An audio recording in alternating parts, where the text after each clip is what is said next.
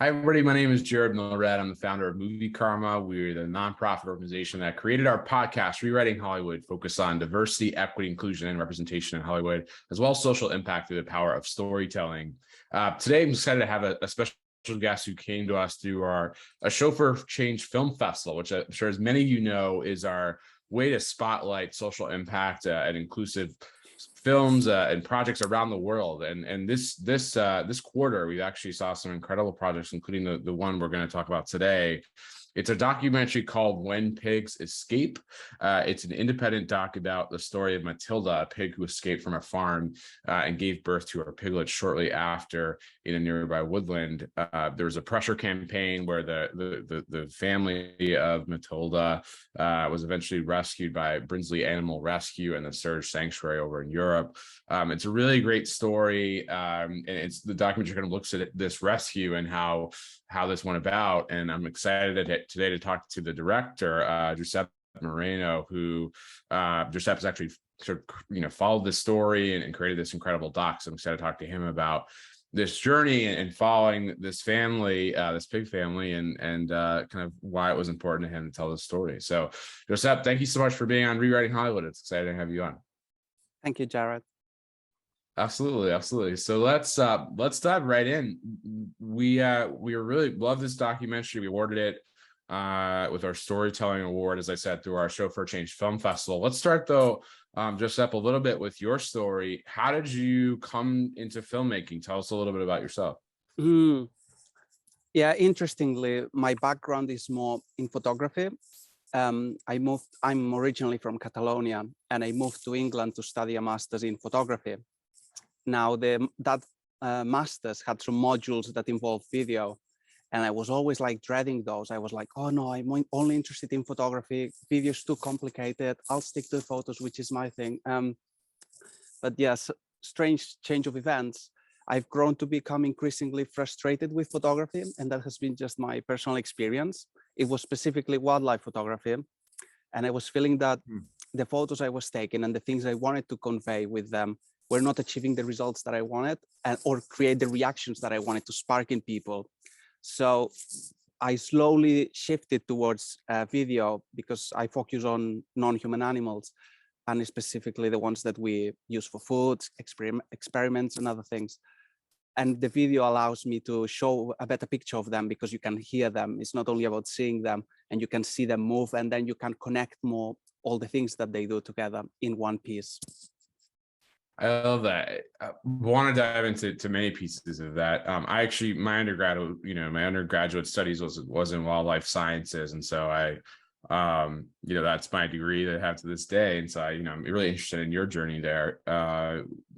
What interested you as a young, were you interested as a young person, as a child in wildlife, or animals in general? What interested you in that topic?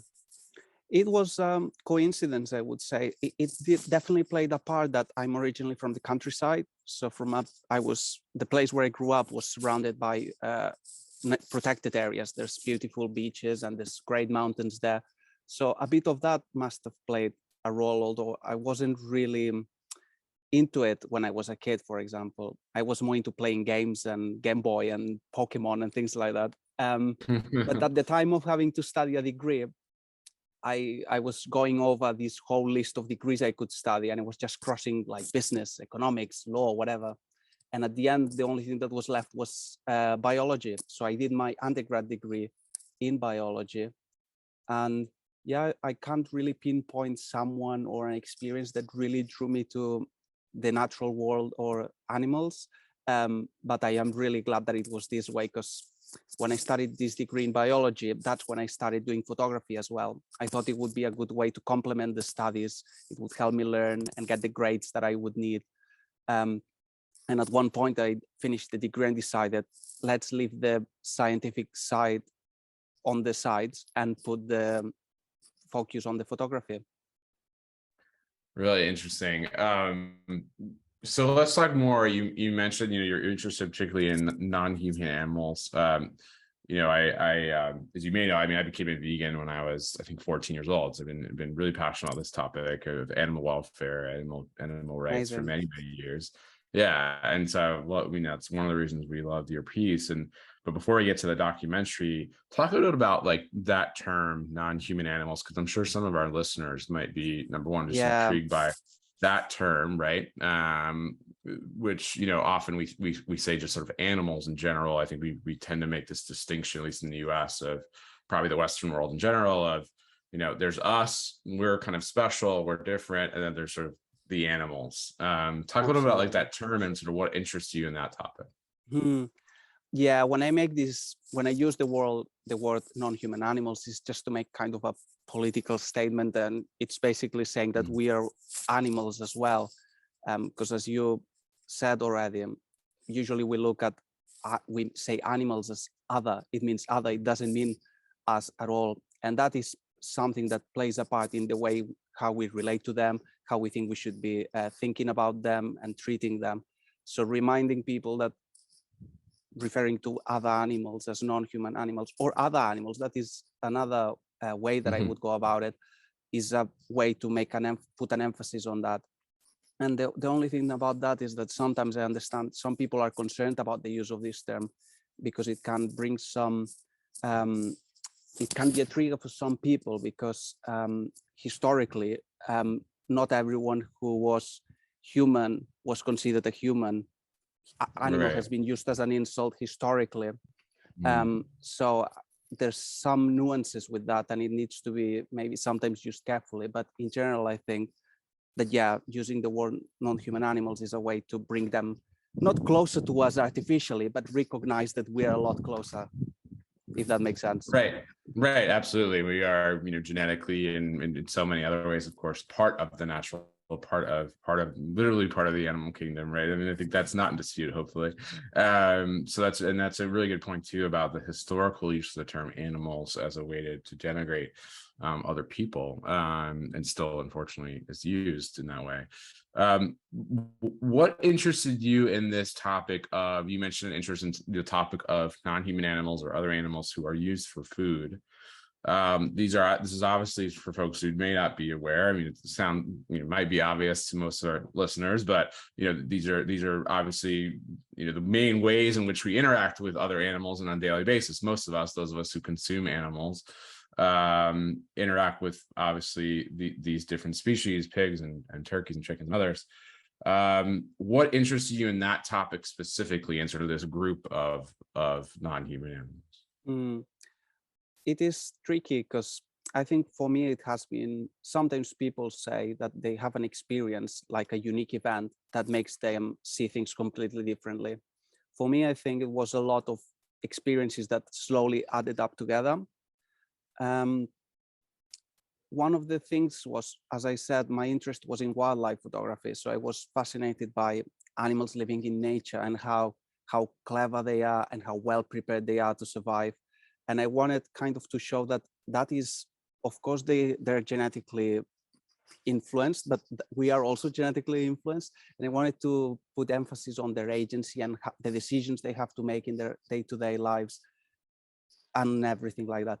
Now, what I'm getting at is, to do that, I thought, oh, I need to travel all over the world and I need to go to remote places and photograph impressive animals which don't live in cities or nearby where I'm living.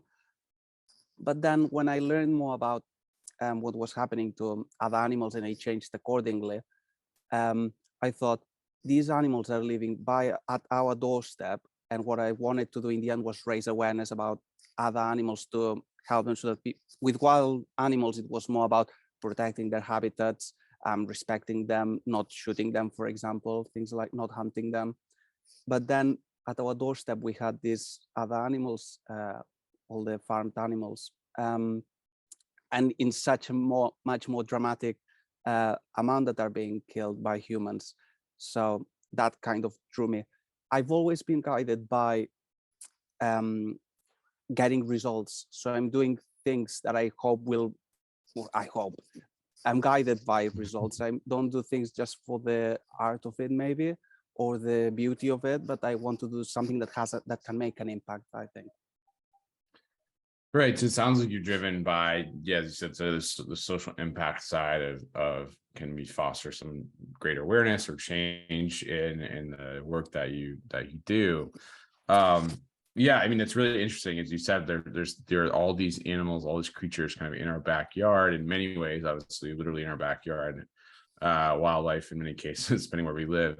But then there are these food animals that many of us eat for food. I think in the US, it's now 10 billion animals a year. It's a kind of unfathomable amount of animals that are killed every year for food. Culturally, there's a shift, which I wanted to ask you sort of about the timing of this project before we get into specifics.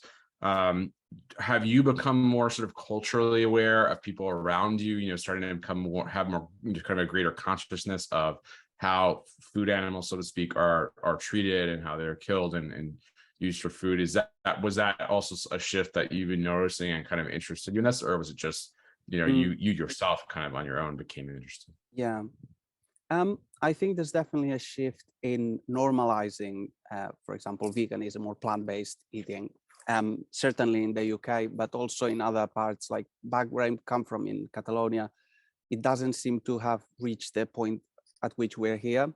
But there's been definitely an improvement in that sense, I would say. It comes with a risk, though. I'm quite sometimes critical about all these getting things in the mainstream, because the risk that this is bringing is that now people are confusing veganism with food shopping, with simply food shopping. It is part of it, obviously, but the fact that it's becoming more popular now, this awareness about what happens to animals, people think that by just purchasing one product that will be enough, and it's the way it all works within capitalism and neoliberalism. It is so much more complicated than that. It is not simply a matter of demand and offer. Supply, but yeah, definitely. Overall, I would say there is positive change, and obviously, I might be biased because obviously, then you move in circles that there's more awareness. You move within social movements, environmentalist people, and obviously, you see that people there hopefully take more responsibility for their actions. Let's say. Right. You start to surround yourself with people who are either open to being more aware or are already. Which is interesting. So let's talk about this project. How did you come to kind of learn about the story of Matilda and Brinsley Animal Rescue and the Search Sanctuary, and tell us a little about just this journey of getting into this project? How did it happen? Yeah, of course. In this case, it was very easy for me because I volunteer regularly at Brinsley Animal Rescue. I've been a volunteer with them for a few years now. And obviously, just as any other volunteer, the moment the news broke out or the moment they knew about Matilda, I just knew like everyone else. Excuse me. What happened was that the sanctuary got a call from someone who was walking the dog in a woodland and heard a strange noise, something like that. And when they went to check, they saw this huge pig, Matilda, with all her piglets. And then they decided to call Brinsley Animal Rescue. Thankfully, the person who saw them was kind of on the right side for this, certainly for right. Matilda, because in any situation like that, the pigs would have been either killed or just taken back to the farm, which is partly what happened, but I won't give any more spoilers. Right, yeah. But yeah, I'm a volunteer at Brinsley, so I had the information. And then I knew that they were going to go to Search Sanctuary, which was a sanctuary that was setting up recently also in the Midlands in the UK. And I just contacted them as well to ask if it would be okay for me to go and film once they move there. And they've both been nothing but wonderful. They've been so supportive and helpful of the documentary and helping to promote it. But yeah, that's how I came to know about it. Yeah, I love that. That's really interesting. Okay, so you heard about the story of this pig and her piglets, Matilda and her piglets, who were found. And not to give too many spoilers away, but as I said, there were some complications in getting her to be free. Why did you feel like this was an important story to tell? I mean, we know your background that you're interested in, obviously, as you said, social impact storytelling and other animals and how they're treated. But what specifically about this story did you think would resonate with people? there was two ways in which I thought the story was important. One was in more general terms. It was very clear to me that pigs and all other animals that are in farms need our help. And the problem that I feel there is sometimes with people is not that they don't have enough information, but it's that they don't have the opportunity to interact with the animals we're talking about. For example, we can live all our lives without ever having to see a live pig. But as you mentioned earlier, we interact with them very regularly, just in a very violent way and in a way which we can't acknowledge those animals. So what I wanted to do with this film was show them and give people an opportunity to see them in a context where they're not being used. Because right now, the only places you can see pigs are either, the majority of pigs is either in farms, if they're free range farms, or in trucks in slaughterhouses. This is the way I used to see pigs only when I was growing up as a kid, for example. But more specifically, at that time, funnily enough, I was reading a few books that dealt with a topic which is animal resistance. And there's a couple of books which are really interesting. One is called Animal Resistance in the Global Capitalist Era, which is by Sarat Colling, an academic from, I'm not sure if she's from the US or Canada right now. But then there was another book, Fear of the Animal Planet by Jason Kreibel, I think is his name pronounced. And yeah, those books collect stories about how animals resist and oppose the things that humans want to do with them. And I thought this could be looked at also from that lens of an animal who, given an opportunity, has escaped and freed herself just before giving birth to go and give her birth to her babies in the woods.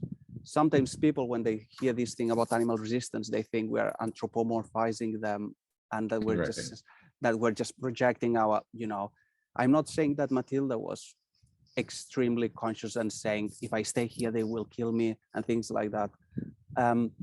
But animals have a lot of ways of telling us what they want. And for example, the examples I think of sometimes is when we're fishing, the fish pulling is trying to get off the hook. It's not just randomly moving around. They're trying to get out of a situation. Same with bullfighting, when the bulls jump over the fences. So I thought with Matilda, because the fact is that she was the only pig that escaped from the farm. She was with many other pigs. So it's not like there was a gap in a fence and all the pigs escaped. Right. She left by herself, and we don't know how she did it at this time. So that is something that I quite like as well. The fact that we don't need to know everything, because sometimes we're obsessed with, we need to know all the details. But in this case, I think we can't live without knowing it. They're safe now, which is what matters, I guess.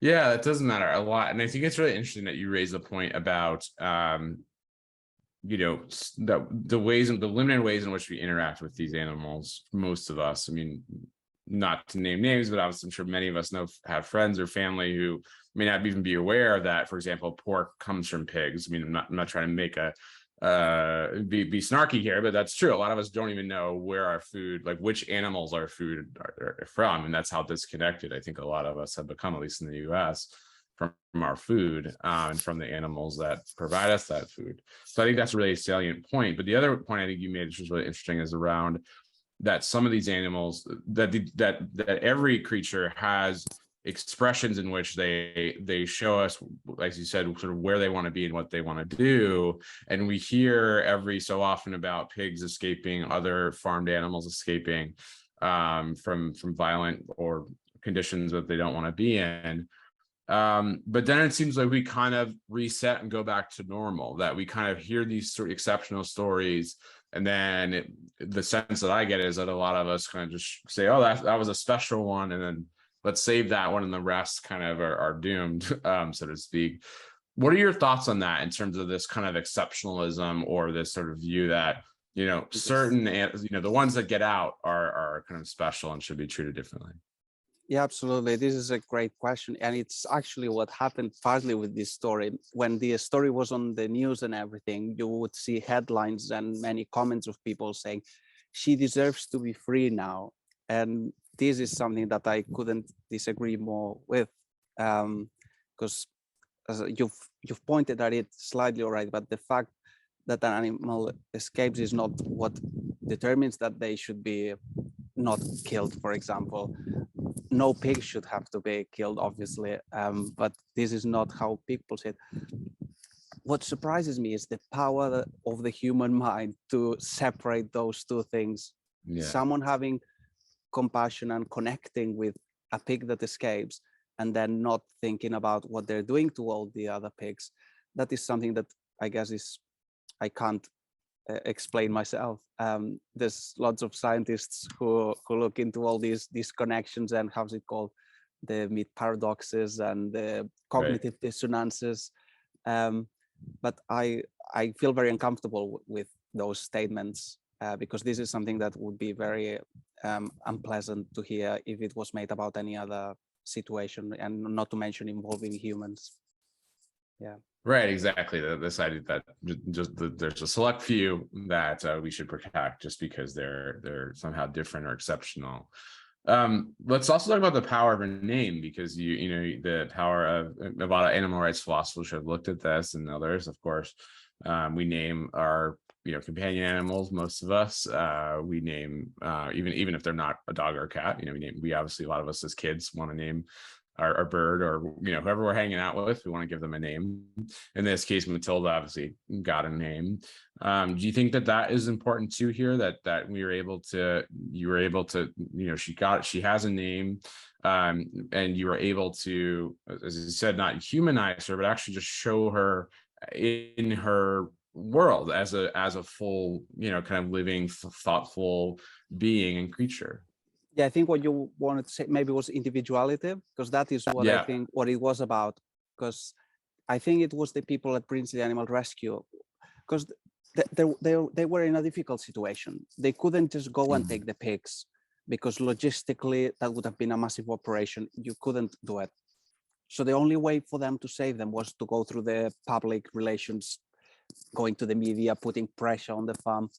And I think one of the first decisions they took was, we need to name this pig, because this way we will make it about the individual, and we will highlight, as you said, their uniqueness and their individuality. If we had just said a pig, then it's one amongst all the others. And in a sense that would have been consistent, because we would be just, one pig has escaped, we have an opportunity to rescue them, let's do everything we can. One wouldn't necessarily have to give them a name, but in this sense it helps. And especially at the time of, because they set up a petition to collect signatures to save her, definitely I would say that naming her is something that helps people connect with the individual pig, of course. Yeah, no, I think it did, and I think it's a really interesting and useful strategy that giving that individuality, acknowledge that is important. Let's talk a little bit too about Matilda herself and just her piglets, and kind of what you learned about being in her world and with pigs in general. What is, tell us a little bit about her, for those of us who haven't seen the film. Anyone listening who might be intrigued about what you learned, and kind of what stood out to you about her behavior, who she is, kind of having this intimate connection with Matilda. Yeah, so I've been with a fair amount of pigs, because as I was saying, I volunteer at the sanctuary, and I've been to other sanctuaries as well, and they all stand out for their own reasons, maybe impressive or not impressive, but they do. Matilda, since the beginning, for me, has always been this incredibly chatty pig, and really loving and kind of affectionate. She was very happy to be around humans, and that was a blessing, because obviously I spent a lot of time together with her and her piglets filming, sometimes in situations which were a bit delicate or also close, but she's always been absolutely wonderful. There's not been one time. I've been bitten by pigs in the past, but Matilda has never done anything like this, and I'm not kind of complaining about a pig biting me. It was my fault. But she's this really friendly pig, and sometimes people ask me, do you think she's changed from the moment she arrived at the sanctuary to now that she's settled in. She looks so happy with all her piglets and in a big field for them. And sadly, for me, the answer is quite disappointing, because it's no, I think she's always been like this in her case. Or maybe I just can't appreciate the differences that might be there. And I haven't learned much about pigs making this film, because I had this background already about knowing them, but someone who would have never been with pigs, a filmmaker who's made other films and would jump to make a film about pigs, oh my goodness, they would learn so much. And that's the whole point of the film. In my mind, what I wanted to do was bring everyone to a sanctuary so that they can see what happens to pigs there and how they live. But we can't do that. But the closest thing I could do to that was make a film to show people, in this sense, how pigs are. But for example, one of the things that strikes people is the fact that pigs don't have sweat glands like we do, even though they're mammals. So Right. they have, I think they do, but they have very reduced ones. They don't really work. So when it's really hot, which was the case when the film was filmed, because it was July, and we had a bit of a heat wave back then, Matilda would roll in water and in the mud, and she would be completely covered in mud to cool herself down.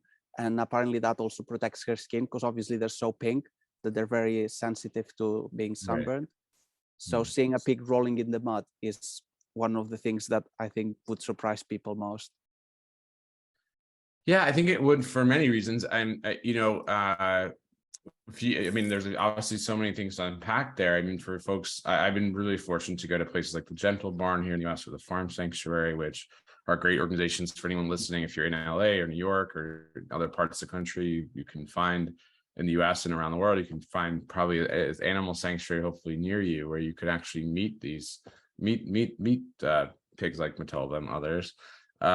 Because I think just those behaviors and those interactions that you're describing, most of us don't know about or don't have.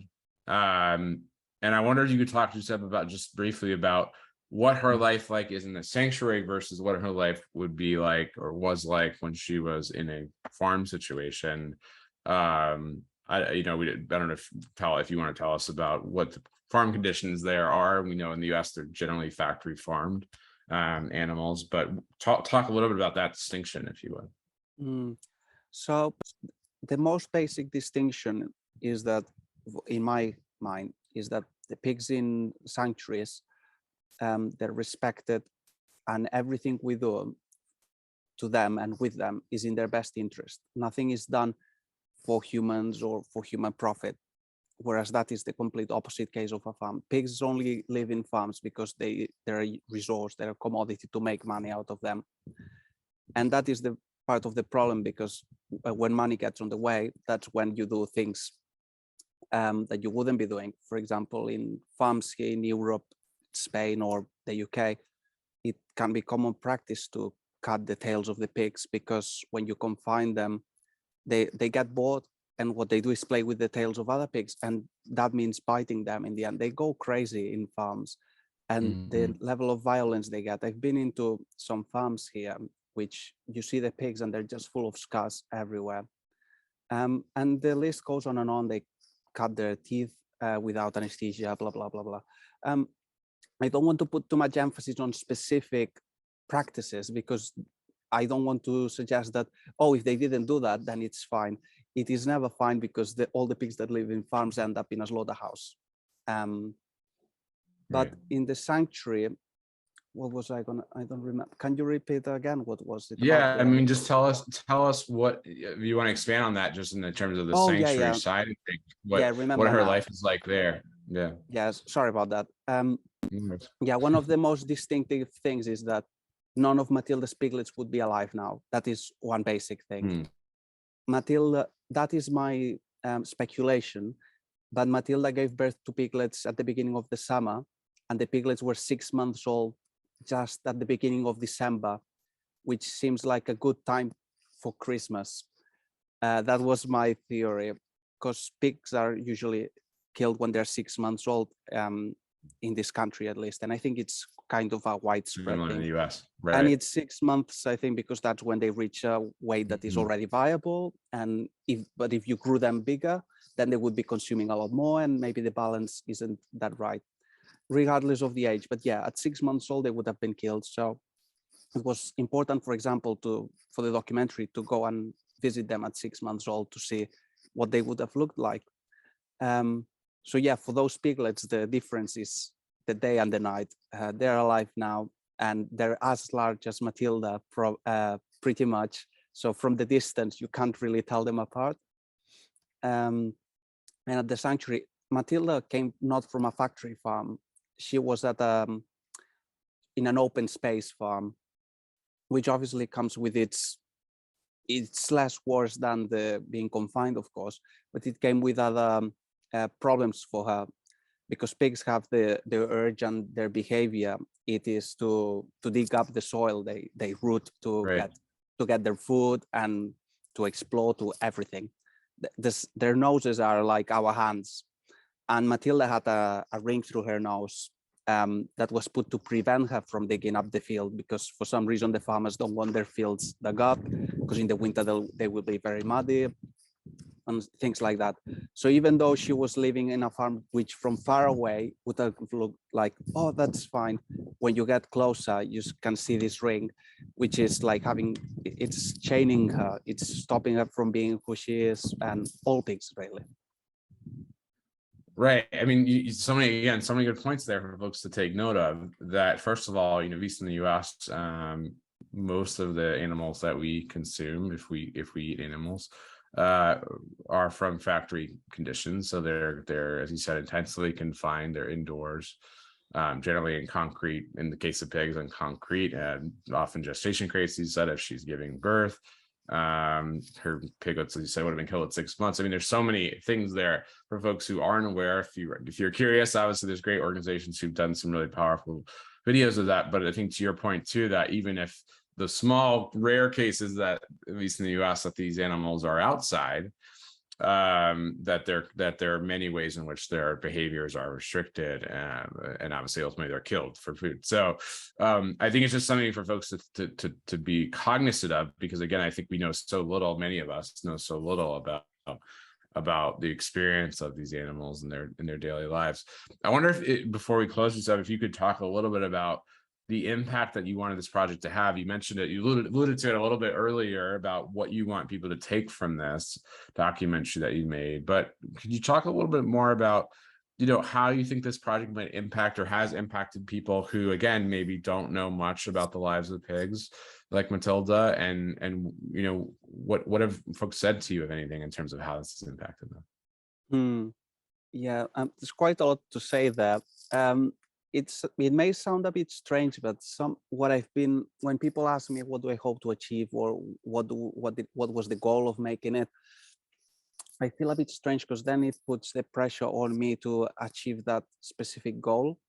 Right. If that makes any sense. What I was doing is not to put too many expectations on me. All I wanted to do was make the film and then put it out there, and it's up for every person to make their own mind about the film and what that means to them and what they should do about it. And that is part, you can notice that in the way the film is made. The film is not preachy in the sense that you have narration telling you what to think or suggesting what you should think. All of that is suggested in the edit as well. I'm not pretending to say that the film is objective, an objective document, not at all. But the thinking of how to bring this change in my mind is not about convincing everyone and wanting everyone to become vegan, to simplify it. It's more about, I think there's a lot of people who their ideas and their heart and their minds and their politics are on the side of not harming other animals, but for many reasons, which are very complex: society, social conditioning, capitalism, etc. They still do it. So what I wanted to appeal to with this film is to the raw kind of emotions. Just see them, look at them. I don't want to be discussing with people about if we should be killing them or not. What I would like to suggest is, please have a look at this and we can talk later. Let me know what you think about it. And the reactions you were asking, that is exactly what's happened. If the goal of the film was to get people to go vegan, I would be failing massively, because as far as I know, no one has seen the film and become vegan, or at least no one has told me. Only 250 people have seen it.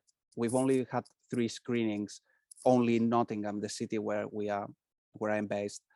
But we've had great reviews. People have really been very supportive about how the film, what I was saying, that it is a very different type of animal rights film, to put it into that category. Usually those are very loaded with narration. They explain you lots of things, and I'm not criticizing those. Those are great, and there's room for that. But I wanted to go the other way with this one. Yeah, it's really fascinating. It reminds me of the film Gunda. I don't know if you've seen Gunda, but it's also a great portrayal. We interviewed the director of that project, of just sort of the honesty and like you said, without narration, kind of just showing us, giving us a window into the inner lives of Matilda and her piglets. And it's a really beautiful project. Do you feel, I guess the last question for you, Jusep, do you feel like this is, is this a theme of, the types of projects, your stories you want to tell? Do you want to go take us into the inner lives of other animals or creatures, or where do you want to go next? I think so, yeah. I don't have the obsession of now I need to go on to the next film, because it's not my living. So I don't have that pressure, I would say. I would like it to be my living, but yeah, most definitely. As I said earlier, for me, it's about achieving change and to bring more awareness about these other animals. So I'm not interested. Filmmaking kind of is secondary. It's just the medium I use to raise awareness or to bring change. But yeah, no, absolutely. I can't decide which animals I will focus on next. There's many topics in my head, especially back where I come from in Catalonia. We have a practice which is called bull running, which is similar to bullfighting, but we don't actually kill the bull in the arena. That is something I grew up with and that I did myself when I was very young. So I think that would be a topic that is close to my heart and that I could be able to commit, because making a documentary is also a long project that you really need to persist with it. And I think that a key for that is doing something that you really care about, not just doing a film for the sake of just I'll make a film. Right, it has to be something really meaningful to you, and that'd be interesting for you to go back to kind of your roots with that, and to show us that practice, which I'm sure a lot of folks aren't familiar with outside of Catalonia. So, well, this is just a beautiful film. I hope folks will have a chance to check it out as you do more screenings around the world and as it comes out more widely. Again, it's called When Pigs Escape. It's an incredible documentary about the story of Matilda, as we said, and her piglets, and more broadly the lives of these really fascinating, I think underdocumented animals in many ways. So Jusep Moreno, again, an honor having you on the show. Thank you again for making the project, and thanks again for joining us. Thank you so much. Could I just thank a few of the organizations that have been supporting the film? Yeah, because I started by myself, but along the way, this has just been growing and growing. We've had support from the Culture and Animals Foundation, which is from the US. We've had A Well-Fed World also stepping in, the Pollination Project, and then we've had the Center for Animal Ethics from the Universitat Pompeu Fabra in Barcelona, Animal Justice Project, which is in the UK, and obviously the 2 sanctuaries, Brinsley Animal Rescue and Search Sanctuary. So a massive thanks to all of them, because they've been essential to making the film. Yeah, ditto. That's a great point. Thank you to all those organizations for doing this, and congrats again on all the awards as well. You've been racking up. It's really, thank you, Jared. Really, thank you. Cheers.